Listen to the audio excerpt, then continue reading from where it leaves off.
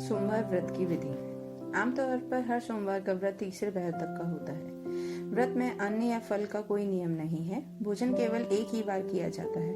व्रतधारी को गौरी शंकर जी की पूजा करनी चाहिए। सोमवार का व्रत 3 प्रकार का होता है। तीनों की अलग अलग कथा होती है। साधारण सोमवार का व्रत, सौम्य प्रदोष सोमवार व्रत, 16 सोमवार व्रत। तीनों व्रतों के नियम एक ही हैं। तीसरे पहर शिव पूजन करके कथा कहकर भोजन करना चाहिए। ओम नमः शिवाय। साधारण व्रत कथा। एक नगर में एक सेठ रहता था। उसे धन दान की कोई कमी न थी, फिर भी वह दुखी था क्योंकि उसे कोई पुत्र नहीं था। पुत्र प्राप्ति के लिए वह प्रत्येक सोमवार को व्रत रखता, पूरी श्रद्धा के साथ शिवालय में आकर भगवान गौरी शंकर की पूजा किया करता था। उसके इस भक्ति भाव से दयामयी पार्वती जी द्रवित हो गई और एक दिन सुअवसर देखकर उन्होंने शंकर भगवान से विनती की, स्वामी ये नगर सेठ आपका परम भक्त है, नियमित रूप से आपका व्रत रखता है, फिर भी पुत्र अभाव से पीड़ित है, कृपा कर इसकी कामना पूरी कीजिए। दयालु पार्वती जी की ऐसी इच्छा को सुनकर भगवान शंकर ने कहा, पार्वती यह संसार कर्म भूमि है, इसमें जो जैसा करता है वैसा ही भरता है। इस साहूकार के भाग्य में कोई पुत्र सुख नहीं है। शंकर के इनकार से पार्वती जी निराश नहीं हुई। उन्होंने शंकर जी से तब तक आग्रह करना जारी रखा जब तक कि वे साहूकार को पुत्र सुख देने के तैयार नहीं हो गए। भगवान शंकर ने पार्वती से कहा, तुम्हारी इच्छा है इसलिए मैं इसे एक पुत्र प्रदान करता हूँ, लेकिन इसकी आयु केवल 12 वर्ष होगी।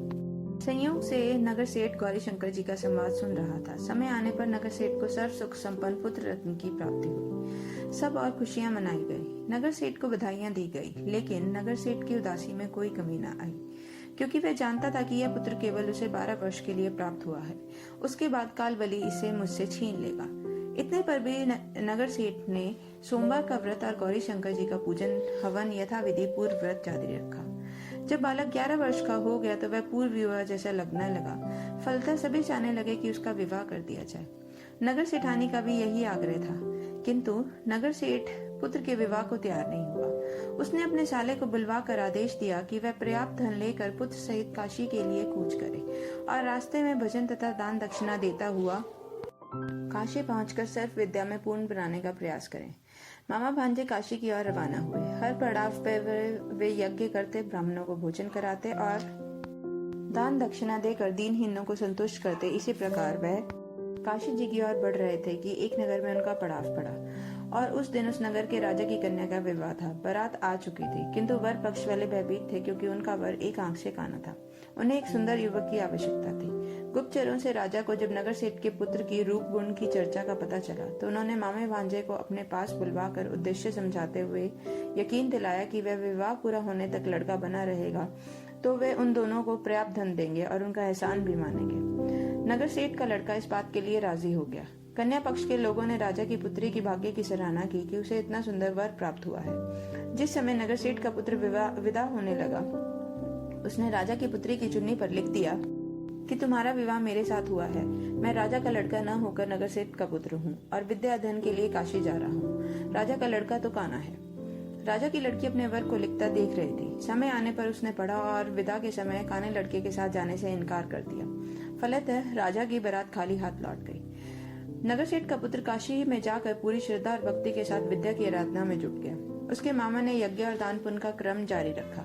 जिस दिन लड़का पूर्ण 12 वर्ष का हो गया, उस दिन भी और दिनों की तरह यज्ञ आदि हो रहे थे। तभी उसकी तबीयत खराब हुई। वह भवन में अंदर ही कमरे में आकर लेट गया। थोड़ी देर में मामा पूजन करने को उसे लेने आया तो उसे मरा देखकर उसने छाती पीट ली। तभी उसे होश आया। उसने सोचा यदि मैं रोया चिल्लाया तो पूजन में विघ्न पड़ेगा, ब्राह्मण लोग भोजन त्याग कर चल देंगे। अतः उसने धैर्य धारण कर समस्त कार्य निपटाया और उसके बाद जो उसने रोना पीटना शुरू किया तो सुनने वालों के हृदय विदीन होने लगे।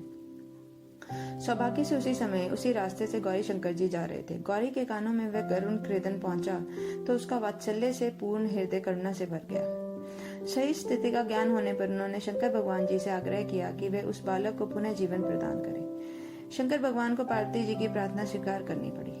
नगर सेठ का इकलौता लाल पुनः जीवित हो गया। शिक्षा समाप्त हो चुकी थी। मामा भांजे वापस लौटते हुए रास्ते में पहले की तरह ही यज्ञ करते और दान दक्षिणा देते हुए उसी नगर में जा पहुंचे जहां के राजा की कन्या के साथ लड़के का विवाह हुआ था। तो ससुर ने लड़के को पहचान लिया। अत्यंत आदर सत्कार के साथ उसे राजमहलों में ले गया। शुभ मुहूर्त निकाल कर कन्या और जमातों को पूर्ण दहेज के साथ विदा किया। नगर सेठ का लड़का पत्नी के साथ जब अपने घर पहुंचा तो पिता को यकीन नहीं आया। लड़के के माता पिता अपनी ऊंची हवेली की छत पर चढ़े बैठे थे। उनकी प्रतिज्ञा थी कि वे वहां से तभी उतरेंगे जब लड़का स्वयं अपने हाथ का सहारा देकर उन्हें नीचे उतारेगा, वरना ऊपर से छलांग लगाकर आत्महत्या कर देंगे। इसलिए लड़का अपनी पत्नी के साथ हवेली की छत पर गया। जाकर माँ बाप का सपत्नी चरण स्पर्श किया। पुत्र और पुत्र वधु को देखकर नगर सेठ और सेठानी को अत्यंत हर्ष हुआ। जिस प्रकार नगर सेठ और सेठानी के दिन फिरे, उसी प्रकार सोमवार का व्रत करने वाले प्रत्येक व्यक्ति के दिन फिरे।